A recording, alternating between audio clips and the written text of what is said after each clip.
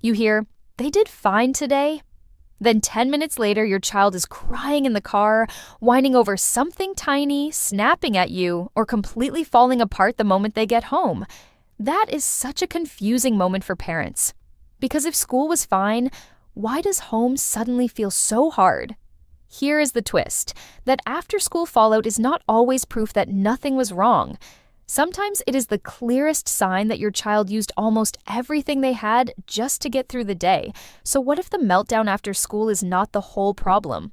What if it is the clue? A lot of parents read this moment the wrong way at first. And honestly, that makes sense. It can feel like your child saved the worst behavior for you. It can feel personal. It can feel unfair. The teacher saw a child who looked okay. You are getting tears, anger, clinginess, or total collapse. So the easy conclusion is, this is a home behavior problem, but that is not always the real story. Sometimes the problem does not start after school. Sometimes after school is just where the hidden cost finally shows up. And that is where many parents get fooled. Because looking fine and feeling fine are not the same thing. A child can look okay on the outside and still be working very hard on the inside. During the early school transition, some children use a huge amount of effort just to stay steady, keep going, and not fall apart yet.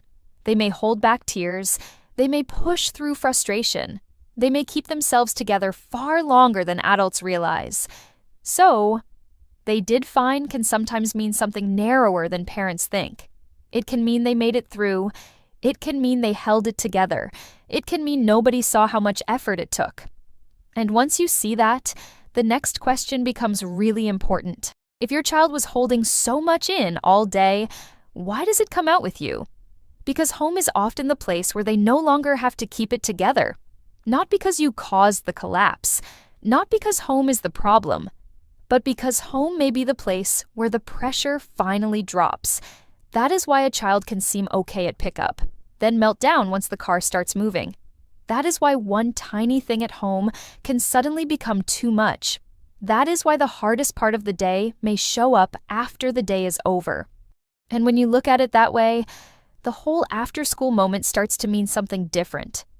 The crying in the car, the meltdown over the snack being cut the wrong way, the sudden clinginess, the whining that seems to come out of nowhere.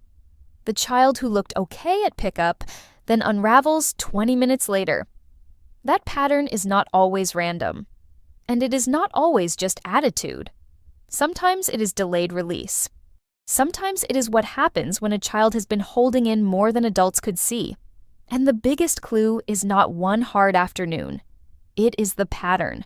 If the same kind of fallout keeps showing up again and again during the school start transition, it is worth reading it differently. Not just as bad behavior, not just as, "they only do this with me," but as a sign that the day may be taking more out of your child than it looks like from the outside. And that reframe matters. Because once you stop asking only, "why is my child acting like this at home?" you can start asking a better question. What is the day taking out of my child before they get here? That question gets much closer to the real issue. Now, this does not mean every after-school meltdown has the same cause. And it does not mean every hard afternoon is automatically a hidden school stress sign. But when the pattern is repeated, it can be more helpful to treat the fallout as information, not only as misbehavior. So here's the takeaway I want you to leave with. The crash after school is not always proof your child is hardest at home.